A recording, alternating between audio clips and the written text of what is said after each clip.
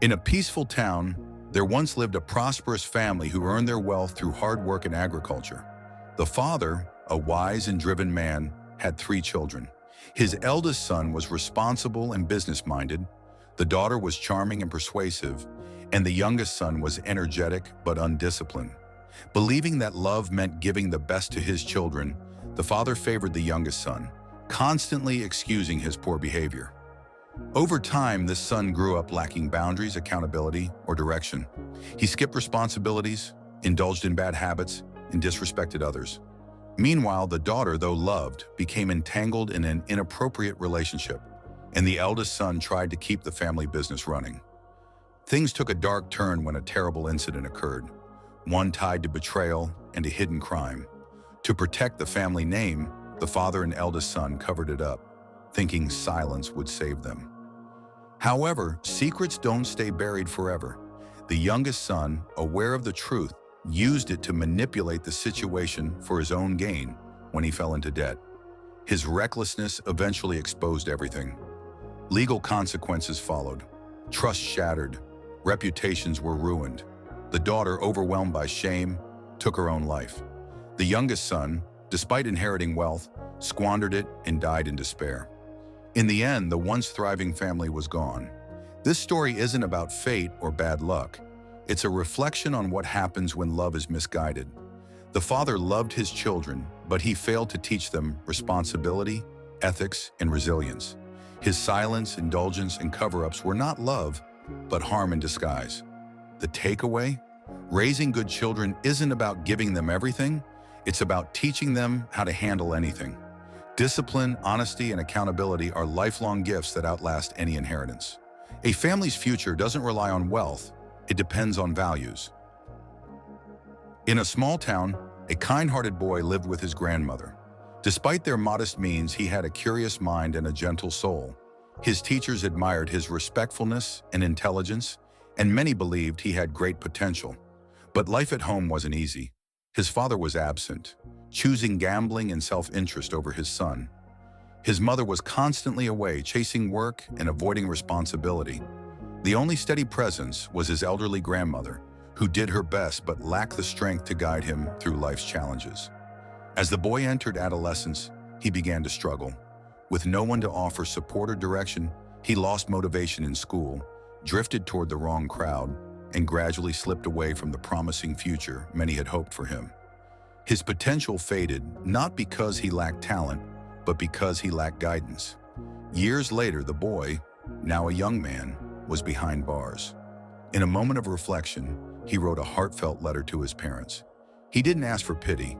Instead, he spoke of his deep regret, not just for his mistakes, but for the childhood he never truly had. His words were not angry, they were honest, sorrowful, and full of longing for the care and structure that might have changed his path. This story is not about blaming parents or excusing poor choices. It's a reminder. Children need more than food and shelter. They need attention, encouragement, and consistent love. When those needs are ignored, even the brightest children can lose their way. Years ago, a mother left her small hometown in search of a better life. She believed that by working far away, she could earn enough to support her child and build a brighter future.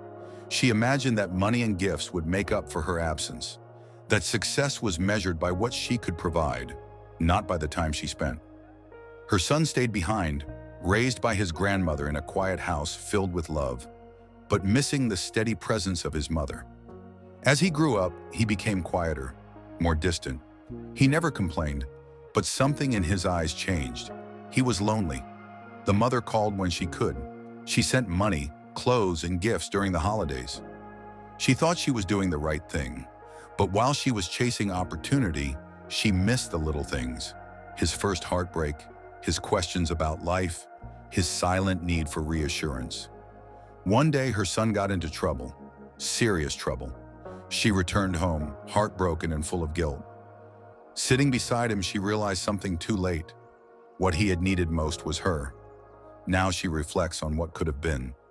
She doesn't blame anyone but herself. She understands now that presence matters more than presence, and that emotional absence can quietly shape a child's future. This is not a story of failure, but a reminder. to parents, guardians, and anyone who loves a child. Being there, truly there, is the greatest gift we can give. Children don't remember how expensive their clothes were.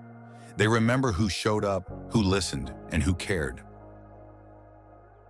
Sometimes children carry pain they don't know how to express. They may act out, stay quiet, or seem distant. Not because they don't love their parents, but because they don't know how to say, "I need you." In one story, a boy was seen as difficult by his family. His mother was often busy, and his father worked far from home. When the boy made mistakes or got into trouble, the adults around him reacted with anger or punishment, not realizing his behavior was a cry for attention, a silent plea for connection.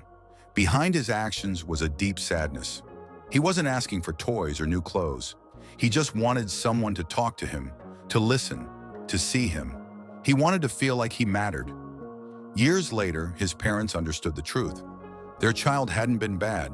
He had been hurting. They hadn't failed him out of neglect, but out of misunderstanding. This story is a reminder to all of us. Children need more than food and shelter. They need emotional safety. They need someone to ask, "Are you okay?" and to truly mean it. Sometimes the loudest message a child sends is in their silence. And sometimes the most healing thing a parent can do is simply to be present, with open eyes, open ears, and an open heart.